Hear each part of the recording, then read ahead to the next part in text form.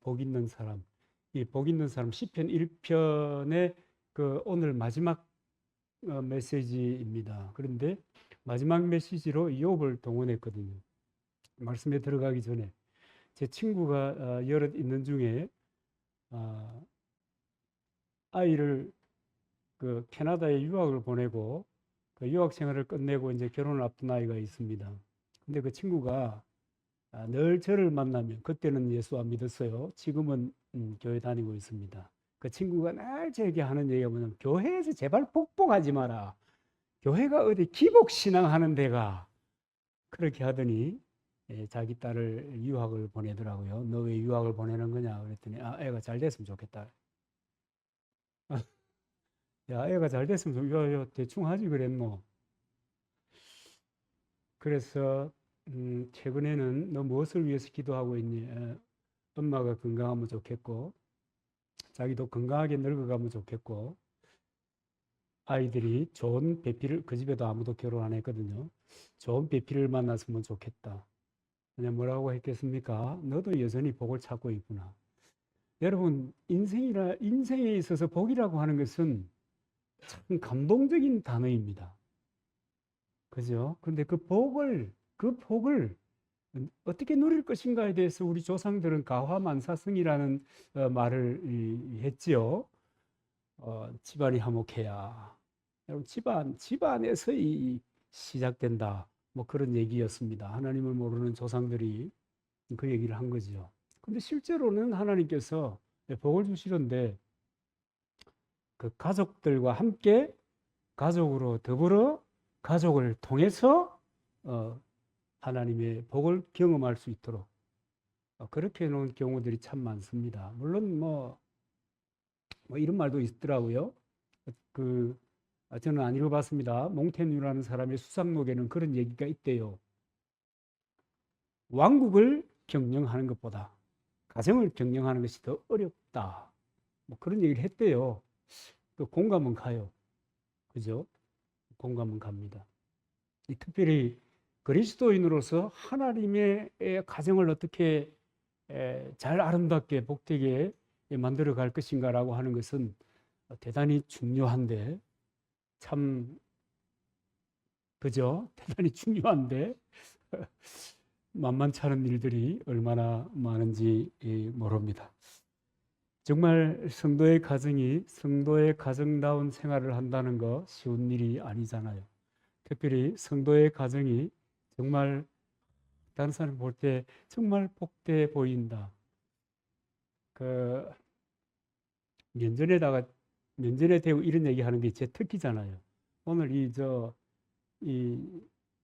막둥이까지 와가지고 이 연주하는 거 보니까 야 너무 보기가 좋아. 가린데가 한번 시도해 보시기 바랍니다. 다른 분들도 너무 보기가 좋아. 너무 보기가 좋아요. 근데 이건 왜 훈장을 달아놨는지 몰라. 손가락을 또 훈장을 붙여놨더라고요. 그래서 여러분 가정이 이렇게 아름답게 보인다는 것도 굉장히 중요한 일입니다. 근데 우리는 이 뉴스라든가 또 이제 그 지식이 이렇게 많이 발전하고 공개됨으로 해서 안타까운 이야기도 알잖아요. 이를테면 가정마다 집집마다 유전적인 질병이 있다. 그죠? 그거 이제 우리 몰랐으면 좋을 뻔했는데 그런 것들이 있다는 것을 알게 됐잖아요.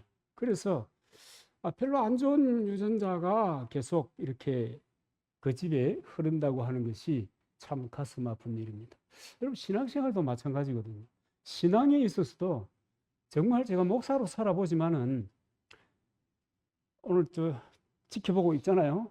저 어른들이 목사로 살아가지만 참 이 성경적인 가정을 이렇게 구성하고 만들어 간다는 것은 참 만만치 않은 일이다 싶은 생각이 들 때가 참 많아요. 그럼에도 불구하고 성경적인 가치를 최우선으로 하는 하나님의 그 기쁨이 되는 그런 가정, 하나님의 목적이 그 가정 속에 녹아 있는 그런 가정, 그런 가정이 되면 얼마나 좋겠습니까? 그러나 그것이 어려운 것입니다. 모범을 보여야 된다. 모범과 함께 가르침이 될 때 전성이라는 것이 되는데, 이것이 이 조화가 되지 않으면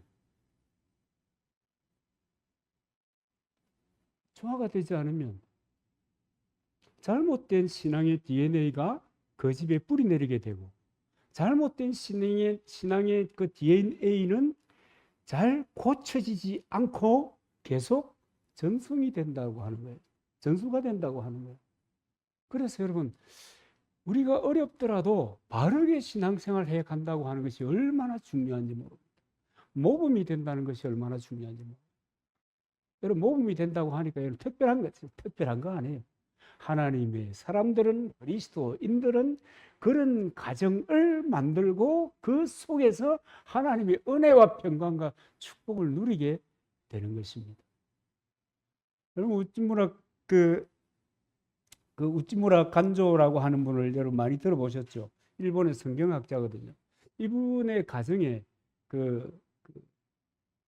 아름다운 가정을 만들기 위해서 이 가훈을 만들었는데, 보편적으로 가훈은 한 줄로 이렇게 딱 끝내잖아요. 그죠?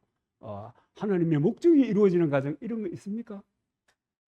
한 줄로 딱 끝나잖아요. 그런데 이분은 이 무슨 10분요처럼 그렇게 기록을 해놨더라고요. 제가 한번 읽어드릴 테니까 한번 들어보십시오. 우찌무라 간조 가정의 가훈입니다. 첫째, 하나님을 두려워하고 사람을 사랑하라. 둘째, 하나님 앞에서 상하 귀천이 없다. 육에 있어서는 부부, 부자, 군신이지만 영적으로는 모두가 한 형제 자매이다. 셋째, 거짓말은 어떤 경우에도 할 것이 아니다. 넷째, 폭언이나 음란하지 마라. 이것을 행하면 저주받는다. 다섯째, 시간을 낭비하지 말라. 게으름은 죄악이다. 여섯째, 노력을 아끼지 말라. 무릇 내 손으로 할 수 있는 것을 힘써 행하라. 일곱째, 약용 외에는 술과 담배를 금하라. 여덟째, 만 가지의 청결을 지키라. 청결은 마음에만 할 것이 아니다. 아홉 번째, 함부로 외박하지 말라. 집을 소홀히 하는 자는 천하에 집 없는 자가 된다. 마지막으로, 매일 오후 7시는 기도의 시간이다. 온 가족이 이를 성수하라. 여러분, 어때요? 이 가훈치고는 상당히 길지요? 물론 이 우찌무라 간조라고 하는 성경학자, 일본 성경학자의 그 가훈입니다. 물론 여러분, 우리의 가훈은 아니고 그의 가훈입니다. 그럼에도 불구하고 이 10가지를 제가 읽는 동안에 여러분 고개를 끄덕끄덕 하신 분들이 많이 계시더라고요. 여러분들의 가정의 가훈은 무엇인가? 여러분, 왜 성경학자가 이처럼 절절하게 한 문장으로 딱 끝내지 않고, 기도도 웬만하면 여러분 그룹 기도할 때는 원 센텐스 프레이어 발음 좋습니까? 한 문장으로 기도하는 거, 이런 거 익숙한데 이렇게 많이 해놨을까요? 여러분, 하나님과의 관계가, 믿음의 삶이 우리의 인생에 미치는 영향이 너무 크다는 것을 깨달았기 때문일 것입니다. 여러분, 벤치마킹 해보세요. 혹시 원하시면 공개해 드릴 수 있습니다. 여러분, 그런데 많은 성경에 보면 믿음의 자녀들을 양육할 것 같은 우리 신앙의 선조들이 이 가정 사역을 잘 못했던 이런 일들이 얼마든지 많이 있습니다. 그래서 여러분, 다소간 위로는 받으시되, 아이고 저 사람도 그랬네, 그 조상도 그랬네, 그리고 여러분 웃으면서 넘기지 마시기를 바랍니다. 방주를 예비한 노아, 그 자녀들을 교양 있게 가르치지 못했습니다. 그죠? 생각이 나죠? 자녀들 앞에 술에 취해서 넘어진 것도 잘못이지만 아비의 허물을 덜 추어내는 일을 한 그 아들들이 행한 일은 더 나쁜 것이다. 그죠? 근데 교양 있게 가르치지 못했단 말. 그 다음에 제사장 엘리입니다. 자기의 자녀를 신앙으로 양육하는데 실패한 인물입니다. 저 같은 사람들이 범할 수 있는 그런 이야기입니다. 자기는 말이야 늘, 여러분이 때때로 그런 생각 들 때가 있죠. 저 사람은 입만 열면 하나님의 말씀이고 성경 기절을 들들들들 마치 그러면서 저 자녀들 봐라, 엘리의 집이 그랬다는 겁니다. 우리 집이 그랬다는 것이 아니고 엘리의 집이 그랬다. 제사장임에도 불구하고 자녀 교육에 실패했다.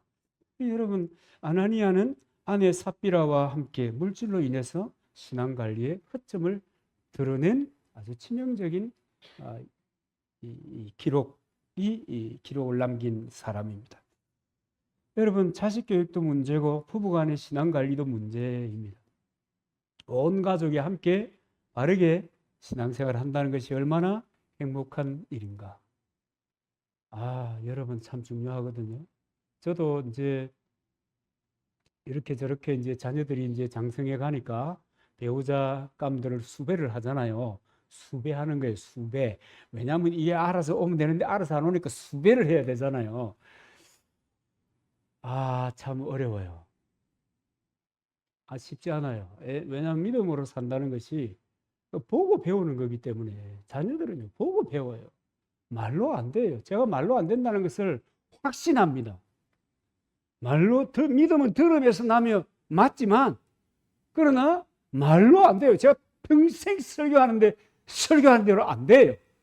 그런 거를 보면 역시 마찬가지로 엄마 아버지의 말만으로 이 바른 신앙이 전수되는 것입니다. 그래서 여러분, 부모가 됐다. 가장 중요한 건 뭔지 아십니까? 책임과 헌신이잖아요. 거기에 모범이 돼야 되는 거예요. 네 알아서 살아라, 이 자식아. 난 네 알아서 살아. 곤란하잖아요. 물론 그런 사람이 어디 있겠습니까만은.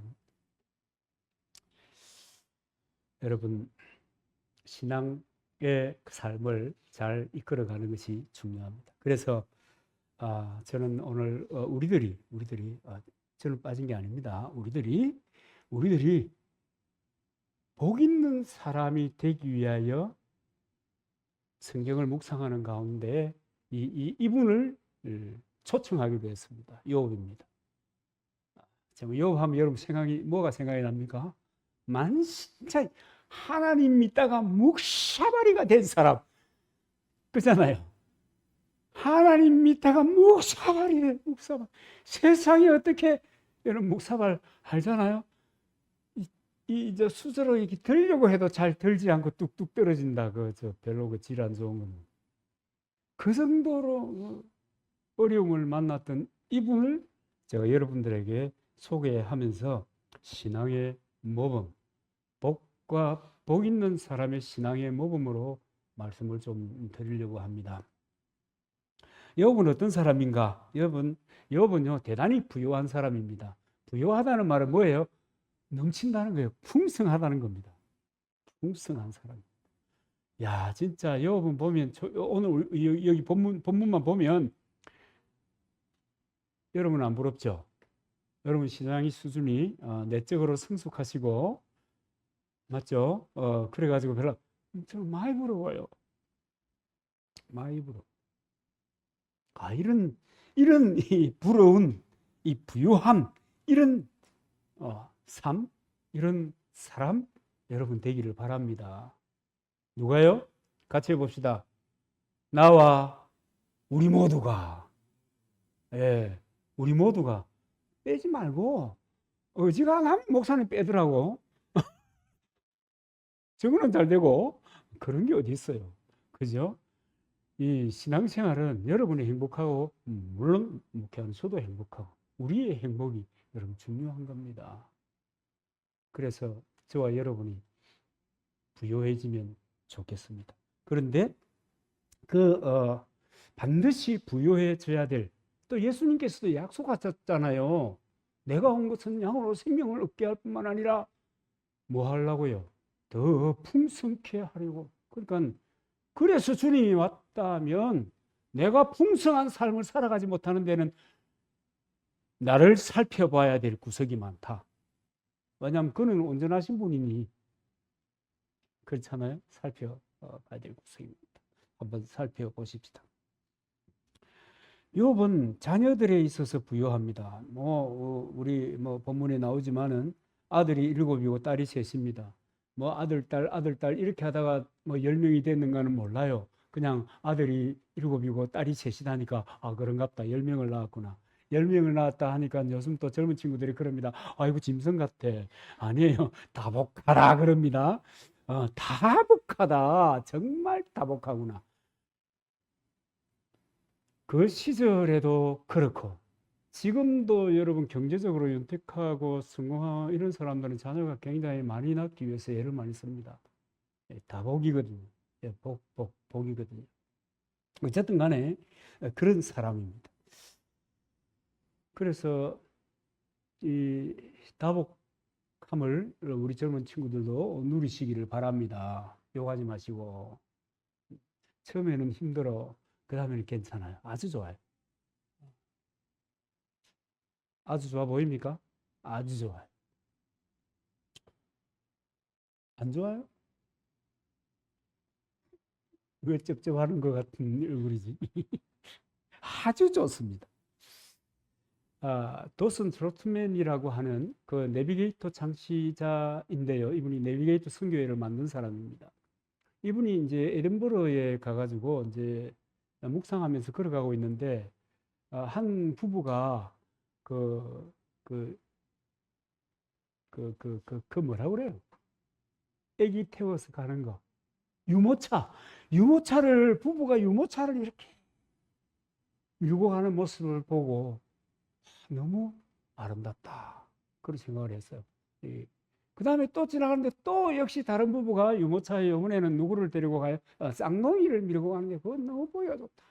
그러면서 이분이 생각합니다. 그런데 왜 그리스도인들은 자녀를 낳지 못할까? 재생산을 하지 못할까? 그런 고민을 하는 가운데 내비게이터 선교회가 만들어졌습니다. 그분은 아이를 낳지 못하는 재생산이 안 되는 이유를 어른이 안 돼서 미성숙해서 그다음에 어른은 되었는데 전혀 건강하지 못해서 그다음에 어른이 되었는데 낳기 싫어서 골치 아프니까 그다음에 또 하나는 결혼하지 못했기 때문에 그래서 아이가 없을 것이다. 영적인 자녀를 생산하는 데입니다. 우리 육적인 자녀도 풍성 많이 있으면 좋습니다. 시간이 지나니까 좋더라고요. 여러분 제가 어떻게 사신 것이 아니고 살아온 것을 여러분 알잖아요. 시간이 지나니까 좋더라고요. 그리고요 우리 애들에게도 우리 딸들에게도 제가 이번에 서울 갔다 왔거든요. 딸들에게도 얘기했지만 아이를 키울 때 얼마나 좋은지 모릅니다. 그 행복이라고 하는 건 만 가지 행복이 너희들이 어릴 때 왜냐하면 빨리 시집을 안 가니까 제가 그래 한 소리. 실제로 어릴 때 행복을 다 주었단 말이에요. 그 다음에는 기대가 생기는, 야, 이 친구들이 어떻게 변해갈까? 어떻게 하나님의 일꾼으로 세상 가운데 빛의 소금으로 살아갈까? 저는 늘 그런데 그 기대를 가지고 이제 보는 거죠. 부담될라.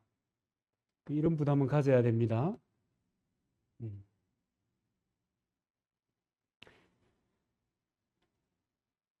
그래서 자녀를 많이 두라 뭐 이런 차원보다도 육신의 자녀는 사실은 자기가 알아서 하면 됩니다. 그잖아요? 자기의 소견대로 그렇게 알아서 하면 돼요. 영적인 자녀는 알아서 하는 그 수준의 것이 사실은 아닙니다. 하나님이 우리를 구원하신 목적, 그것은 재생산입니다. 영적인 재생산이에요. 다른 말로요, 하나님 나라를 확장해 가는 거예요. 동감하시죠? 특별히 복음으로 낳은 자녀들에 대해서 우리는 갈망이 있어야 되는 겁니다. 믿음으로 낳았다. 복음으로 낳았다. 여러분, 바울이 감옥에 있을 때 난 친구들이 있습니다. 그 뭐 오네시모랄지, 그 밀레도랄지 하는 이런 친구들은 다 감옥에 있는데 영적인 자녀가 된 겁니다. 그러니까 영적인 재생산을 위해서 좋은 환경이라 뭐 이런 것은 별로 문제가 되지 않는다. 여러분 육적인도 마찬가지입니다. 자녀를 양육하는데 우리 생활 형편이 이런 거하고는 관계 없습니다. 관계 없습니다. 공감은 안 가죠. 별로 공감 안 가죠. 근데 제가 키워보니까 별 관계 없어요. 제가 말씀드렸나요? 저 남부교회 그 마지막 참모를 하고 들어올 때 영감님이 우리 이사하는 날 제 옆에 와서 네 아들 교육은 어찌 하려고 초내로 가노? 좀 기다렸다가 가지. 키가 굉장히 큰 어른이 닭똥 같은 눈물을 흘리면서 저를 안타까워해 주셨다고. 그거 다 사람의 걱정이고 하나님께서 여러분 우리의 길을 인도해 주십니다. 낯들 아닌가 봐. 낯들어요. 봐놓고 그래 샀노. 여러분 봤잖아요. 그래서 이 바울처럼 반드시 자녀들이 믿음의 자녀건 이 육적인 자녀건 반드시 좋은 환경 속에서 만들어지는 것은 아니다. 어떤 상황 속에서든지 우리는 하나님의 자녀들을 위한 열망을 가지고 있어야 된다. 여러분 그 열망을 가지고 있기를 바랍니다. 저는 좀 이 성경을 보는 관점이 이 정통적인 거의 율법주의에 속하는 신학을 제가 받았지만 굉장히 그 목회를 하면서 굉장히 넓어졌거든요. 그래서 제가 어떤 이제 그 자기가 이 마음을 탁 있는 저도 옛날에 뭐 그래가지고 놀래가지고 그다 가시라고 손살을 치고 말았는데 근데 그런 그 자매님 권사님을 만나가지고 내가 어떤 상태인지 한번 읽어보아라 그랬던 적이 있어요. 그랬더니 그분이 그러더라고요. 목사님의 마음에 열망이 가득한데 그것이 폭발해야 되는데 그것이 잠겨 있다. 마음의 원함은 가득하나 그것이 잠겨 있다. 야, 그래서 알고 하는지 모르고 하는지 잘 몰라요. 알고 하는지 모르고 하는지 잘 모르지만 그러나 그래도 헛소리는 안 하는구나. 당신 참 귀하다. 뭐 그렇게 했던 적이 있는데요. 여러분 열망이 있어야 됩니다. 열망은 마음의 그 하나님에 대한 그 하나님이 주신 그 기대에 대한 그 열망은 말이죠. 반드시 어떤 형태로든지 드러나게 되어 있습니다. 여러분 그런 열망을 가지시기 바랍니다. 믿음의 자녀를 낳아야 됩니다. 또 내가 상황이 복잡하지만 내게 주신 이 자녀들을 믿음의 자녀들로 양육해 보아야겠다. 최선을 다해서. 여러분 우리는 하다 안 되면 기도하지 이러잖아요. 여러분 기도가 최고의 자산이에요. 여러분 기도가 최고의 자산. 그래서 내가 뭐 돈이 없어서 뭐 경제가 안 좋아가지고 일이 잘 안 풀려가지고 하는 것마다 내리막 그런 말 하는 게 아니에요. 기도가 자산이에요. 기도는 뭐만 하면 돼요? 뭐만 하면 돼요? 기도는 뭐만 하면 되는 거예요? 말만 하면 되는 거지 뭐. 그 자산을 가지고 여러분 자녀를 양육하시길 바랍니다. 그 다음에 여러분 보니까 1장 3절에 소개된 내용대로 보면 정말 이분은 참 부러운 분이에요. 그죠? 양이 7천 마리. 7천 마리 여러분 양을 키운다는 것은 대관령에 여러분 양 목장에 가보셨죠? 안 가봤나? 한번 가보이소. 가을에 날씨 우울해지면. 그 7천 마리 키우는 사람이 있습니까? 없어요. 어마어마한 양입니다, 이게. 그뿐만 아니고 낙타가 3천 마리, 3천 마리. 아이고, 제가 옛날에 소 13마리 키우는데 그걸로도 저 어려운 시절을 잘 지내왔잖아요. 그런데 어마어마하죠. 소가 500마리 뭐 500결이 500결이 암탉이 500 뭐 그러니까 종이 또 얼마나 함께 일하는 사람이 얼마나 많겠어요. 부족함이 없는 사람. 그래서 동방의 사람들 중에 가장 큰 자라고 하는 소문이 있었는데 부자 중에도 상부자였다. 요즘 같으면은 재벌이었다. 절대 부자다. 뭐 이랬던 그 삶을 산 사람이 이분입니다. 좀 부러워하십시오. 가난이 능사가 아니거든요. 한번 같이 해봅시다. 진짜 우리는 너무 도통한 듯이 살아가지고, 욥이 부럽습니다. 별로 안 내켜서. 별로 안 내켜서. 저는 욥이 많이 부러워요. 목사를 하면서 뭐 욥이 부러워요? 부러워요. 욥이 많이 부러워요. 야. 그런가 하면 욥이요, 성품이 얼마나 좋은 사람인지 몰라요. 1절에 보면 순전하고 정직한 사람이라 하잖아요. 순전하고 정직하다는 것은 윤리적으로 도덕적으로 하자가 없는 사람이다 그 말입니다. 근데 남자의 성품은 언제 딱 드러나는지 여러분 아시죠? 남자 하기 전에 아내가 남편 말을 잘 듣습니까? 인격적인 성품을 가진 분입니다. 대부분의 아내는 남편의 말을 잘 듣지 않습니다. 공감이 갑니까? 목사들만 그렇구나. 우리끼리 이렇게 모이면, 사모님이 몇 퍼센트 통하노? 이런 경우가 많거든요. 남편이 아내의 말을 그럼 잘 들을까요? 남자의 기질이, 성품이 가장 극명하게 드러나는 그 순간이 뭐냐면 아내가 뭐 할 때요?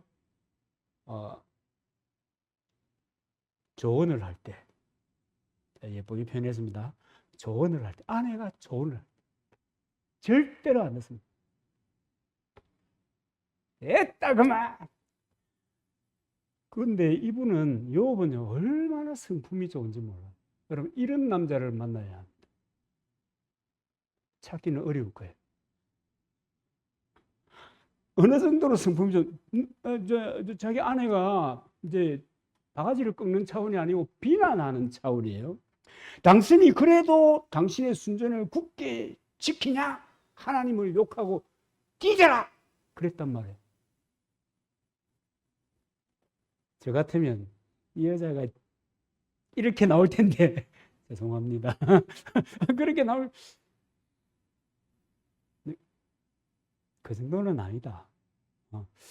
그렇게 나올 텐데 이분은 전혀 다른 얘기를 해요. 이제 마귀가 욥을 손댈 수 있도록 하나님이 승인을 받았잖아요. 그래가지고 이제 남자들이 약점을 알기 때문에 마귀가 아내를 통해서 지금 부활을 지르는 거예요.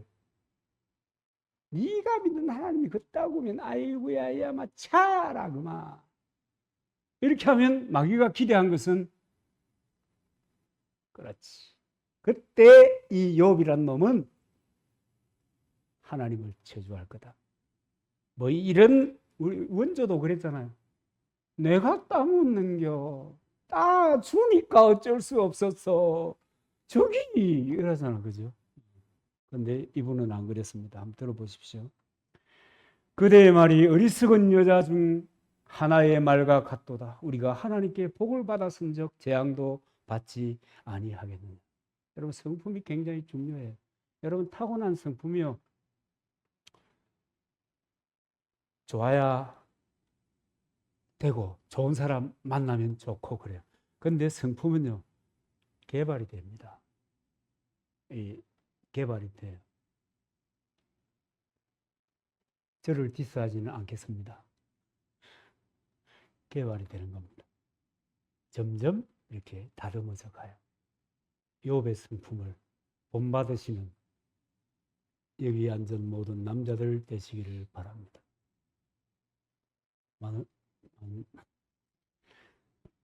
부인께 없어 긁으시더라도 아유 미안하다. 내가 그랬어. 왜하겠노? 이럴 수 있으면 얼마나 좋을까. 근데 욥은 그런 사람이었다. 그죠? 그 다음에 욥은요 정말 믿음에 부유한 사람입니다. 제가 볼 때는 정말 이 사람이 믿는 사람이다. 사람이요 좋을 때, 기분 좋을 때, 잘 나갈 때, 잘 될 때, 그때는 믿음 승천합니다. 할렐루야! 주께서 이루어 주셨습니다. 할렐루야! 하나님이 함께 하셨습니다. 어려움 만나면 어떻게 변할지 몰라. 누가요? 저와 여러분이 여기서 갈로 열고 저와 여러분은 남자, 지금 욥은 남자니까 어떻게 변할지 몰라. 근데 욥을 한번 보십시오. 5절에 보면 자녀들을 불러다가 성결케 하는 예를, 그러니까 자녀들을 불러다가 예배 드렸다 그 말이에요. 혹시 자녀들이 마음으로라도 하나님을 배반할까 봐. 늘 예배 드렸다. 이 신앙적인 그 긴장감을 가지고 니는 됐다마 니 알아서 살아라. 이게 아니단 말이에요. 부모는요 무한 헌신, 무한 책임을 가진 사람입니다. 이걸 좀 벗어버리려고 하면 안 돼요. 이분은 그랬습니다. 그 다음에 20절에 보면요 갑작스러운 비보가 들려오잖아요. 근데 이분이 처한 행동이 아주 특별합니다. 이를테면 겉옷을 찢었다 그래서요. 마음에 큰 충격을 입었다는 말이죠. 머리를 밀었다는 겁니다. 그러니까 머리를 밀었다는 것은 개인적인 영광이 다 무너졌다. 그런 의미입니다. 그 다음에 땅에 엎드렸다 하는 이 말이 절망적인 표시긴 하지만 이 행동은 하나님께 경배하기 위한 자세다. 모든 주석가들이 한결같이 그렇게 해석해 놓은 것을 볼 수가 있습니다. 그 상황. 그리고 그는 범죄와 원망이 없었습니다. 입술로 범죄하지 않았어요. 여러분 입이 부정하면요 입방정 뜬다는 말 하죠. 입방정 떨지 마시기를 요렇게 해야 되나 어째야 되나 입방정 떨지 말기를 부탁합니다. 말에 권세라는 거예요. 들어보셨잖아요. 또 우리는 그 여러 가지 말을 안 하더라도 하나님은 내 귀에 들린 대로 뭐 얘기해 주셨잖아요. 그러니까 입방정 떨면 안 돼요. 왜 이렇게 열을 내는가 하면 아이고 입이 문제더라고요. 입이. 이분은 말로 범죄하지 않았어요. 21절 뭐 이렇게 보면 내가 모태에서 적신이 나왔은즉 빈손으로 나왔은즉 또한 그리로 돌아갈지라. 적신이 그리로 돌아올지라. 주신 자도 여호와시요 취하신 자도 여호와시니 여호와의 이름이 찬송을 받으실지니라. 여러분 욥이 위대합니다. 다윗도 보면은 위대한 사람입니다. 이분도 이렇게 얘기합니다. 내가 주께 범죄하지 아니하려 하여 주의 말씀을 내 마음에 두었나이다. 입방정 비롯해서 참 위대한 분들입니다. 믿음에 너무 부유한 사람입니다. 그런데 우리가 그런 고민하잖아요.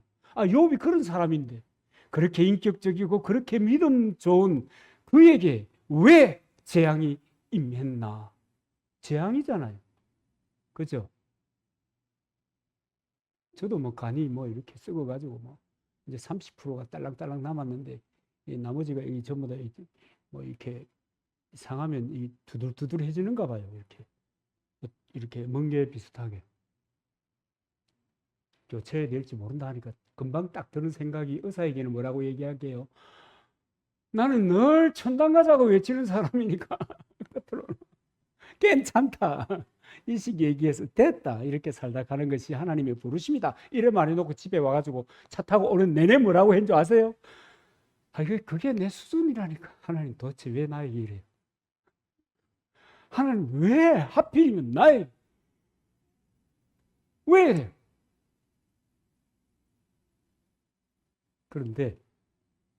그런데 이분은 원망하지 않았어요.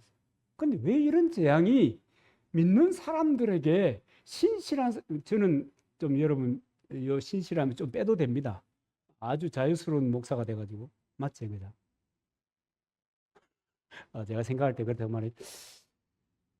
신실한 사람들임에도 불구하고 왜 이렇게 재앙이 우리의 삶에 끼어들도록 하나님이 허락하시는가? 왜 나만? 그리고 성경을 들여다보니까 나만 그런 게 아니에요. 유다에게는 사단이 딱 끼어들어가지고 예수님 팔아버린다, 그냥. 돈 서른날 곱제기 받고 은희십에 팔아버리잖아요. 베드로에게 사단이 들어가요. 그래가지고 뭐라 그래요? 아니 어떤 꼬마 아가씨가 야, 저 아저씨 저런 하고 아는 사람이죠. 친한 것 같은데. 그러니까 실점 소리 하고 있네 이러잖아요. 모른다. 저분이 누구? 내가 구경하고 있는데 니 무슨 소리 하고 있노 지금? 그리고 그 자리에서 이렇게 보고 있었겠습니까? 그 아이 눈치를 살피다가 아마 슬슬 빠져가지고 아마 갔을 겁니다. 그랬단 말이에요. 여러분 아나니아 삽비라도 마찬가지. 사단이 그 마음속에 들어가니까 마음이 편하는 거예요. 사단은 모든 사람의 마음속을 자연스럽게 드나듭니다. 그리스도인에게는 어떻게 해서 하나님의 승인을 받고 들어옵니다. 성경에 보면 그렇다고 그죠? 안 믿는 사람들에게야 뭐 자기 거니까 자기 알아서 하는 거. 그러니까 여러분 정말 이 욥을 보면 여러 가지 생각이 가능한데 나의 이 믿음이라고 하는 것이 무엇인가? 정말 지금 우리가 가지고 있는 믿음의 삶이라고 하는 것은 너무 평화롭잖아요. 사실은 잘 되어가고 있잖아요. 그죠? 지금까지 지내온 것 주의 크신 은혜와 그 다음에 오늘도 불렀습니다마는 모든 것이 은혜 한없는 은혜 그랬잖아요. 근데 욥에게처럼 내 몸이 절체절명의 위기를 만나 내가 하던 일이 갑자기 풍비박산이 나버려 다시는 뭔가를 꿈꿀 수 없는 상황에 그런 나락에 내가 떨어진다면 나는 믿는 사람이요 나는 하나님의 말씀을 붙잡고 살고 기도하고 살고 언약의 사람이라고 확신했던 그 믿음이 다 사라지지 않겠는가? 조그만 일만 만나도 우리는 와이미 하나님 왜 나에게 이럽니까? 도대체 하나님 저것들은 안 믿어도 잘 사는데 저것들 안 믿어도 건강한데 왜 나에게 이런 일이 있습니까? 그죠? 그래서 여러분 한번 생각해 보시기 바랍니다. 만일 나에게 욥에게 주어진 시련이 나에게 닥친다면 나는 어떤 믿음으로 반응할 수 있을까? 바로 한번 생각해 생각만 하세요. 그런 상황 하지마. 그런 상황 하면 안 돼요. 그런 거 따라 하면 안 돼요. 그런데 상상만 해보라. 상상만. 욥과 같은 상황이라면 사단이 어느 날 나의 소유물을 다 날려버린다. 그래서 집에 구석구석에 딱지가 붙고 빨간 딱지 알죠? 요새도 그런 거 하죠? 요새도 그런 거 하거든요. 빨간 딱지가 붙고 그 다음에 오명이 씌워져 가지고 직업을 구하려고 해도 이미 그 업계에 소문이 파다해가지고 직업도 구할 수 없고, 야, 먹고 살려고 하니 라면 한 개 구하기도 어렵네. 이런 상황이 되었다고 가정만 해야 돼요. 가정만 해야 돼요. 그런 거 동경하지 마세요. 그런 데서 다, 그런데 가정해서 한번 생각은 해보라. 욥은 실제로 졸지에 극빈자가 됐잖아요. 2장 15절에 보면 스바 사람들의 공격으로 종을 죽이고 소, 나귀 이 약탈해 가버리고 10절에 보면은 하나님의 불이 하늘에서 내려와 가지고 양과 종들을 불살라. 세상에 무슨 이런 일이.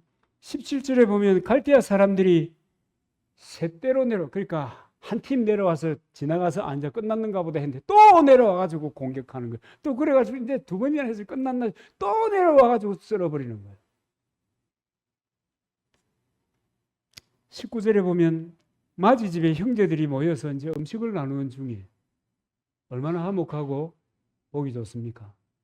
저녁이 있는 풍경인지 함께 교제가 있는 식탁인지 모르겠지만, 그런데 갑자기 태풍, 아마 토네이도가 그랬겠죠. 바람 분다고 집이 잘 무너집니까?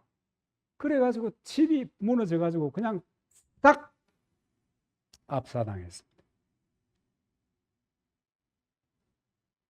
그리고 사단이 하나뿐인 내 육체에 손을 댄다면, 졸지에 장애자가 되어버렸다면, 심지어 제 가운데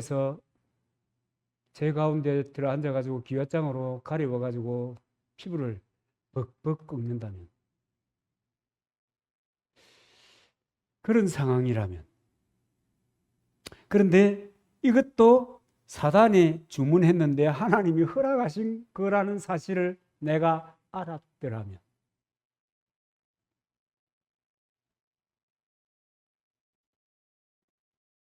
그죠? 그러니까 욥은 한마디로 욥의 생활이라고 하는 것은 고통 그 자체가 되었습니다. 3장 20절 21절에 보면 어찌하여 고난당하는 자에게 빛을 주셨으며 마음이 아픈 자에게 생명을 주셨는가. 이 말이 무슨 말인가 하면, 가엾으신 우리 어머니 왜 나를 낳으셨나요? 그 말입니다. 난 나를 한탄했다. 21절 이러한 자는 죽기를 바라도 오지 아니하니, 죽으려고 해도 죽는 거예요. 이런 것을 한탄하는 거예요. 모든 것이 잘 풀릴 때 쉽지만은 이런 재난이 닥칠 때, 그때 그 모든 고통이 강렬할 때, 죽고만 싶을 때, 그럴 때 나의 흔적이 모든 피조물 다른 것들에게 보이지 않게 하고 싶은 그런 마음이 들 때, 그때 내 믿음은 어디에 있을까? 내 믿음은 어디에 있을까? 아마 여러분 그냥 맹목적으로 교회 출퇴근하신 분들은 그런 생각할 겁니다. 교회 다니는 사람들에게 어떻게 그런 일이 있단 말이냐? 하나님을 믿는 사람이 어떻게 이런 일이 있단 말이냐? 근데 성경에 보면 더러 있었습니다.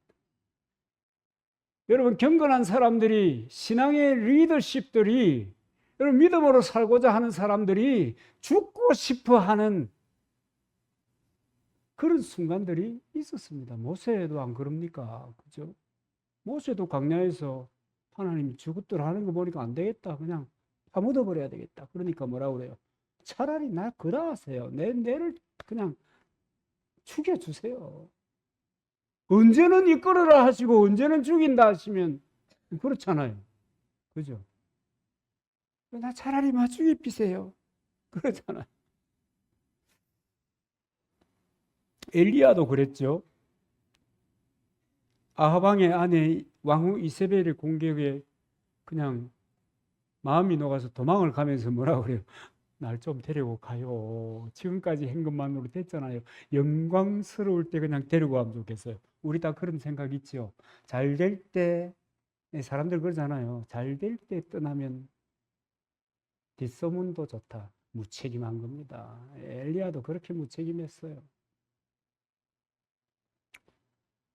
엘리야도 그랬어요. 엘리야 어떤 분인지 아시죠? 불말을 타고 하늘로 승천하신 어른입니다. 그런데 그 어른이 이런 초라한 순간이 있었다.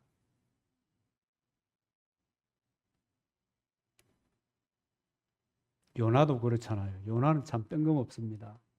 그 뜬금없다는 것은 이제 나의 생각이고 요나 입장에서는 당연히 그래요. 요나는 지금 니느웨의 멸망을 하나님이 예언하셨잖아요. 하나님이 니느웨의 멸망을 얘기했어요. 그래서 이 멸망이 장차 멸망이 됐는데, 그런데 그 니느웨를 구원할 사람으로 자기가 발탁된 거예요. 자기는 어떤 사람이에요? 니느웨, 그 아수르 수도, 니느웨는 그냥 10분이라도 더 박살이 나가지고 그냥 땅 위에 흔적도 없이 사라져 버리기를 소망하는 그런 아주 기분 나쁜 도시가 니느웨인데, 또 하나님이 멸망하려고 마음을 먹었음에도 불구하고 그 인간들을 자기 보고 살려내라는 거예요. 그죠? 자기 보고 살려내라. 그건 무슨 그런 말이 다 있습니까? 원수의 나라 니느웨 사람들을 구원하는 도구로 자기가 쓰임받는 것에 대해서 얼마나 자괴감에 빠져 있는지 몰라요.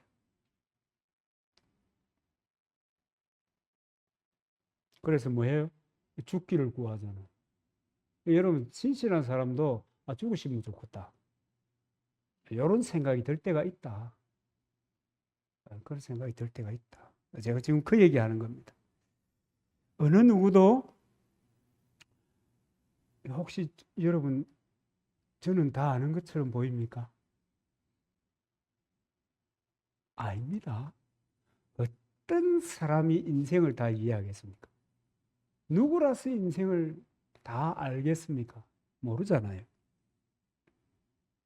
비록 고난이 파도처럼 엄습해 온다고 해도 하나님은 여전히 거기 계시고 함께 계심을 믿어야 될 줄 믿습니다. 욥은 그랬단 말이에요.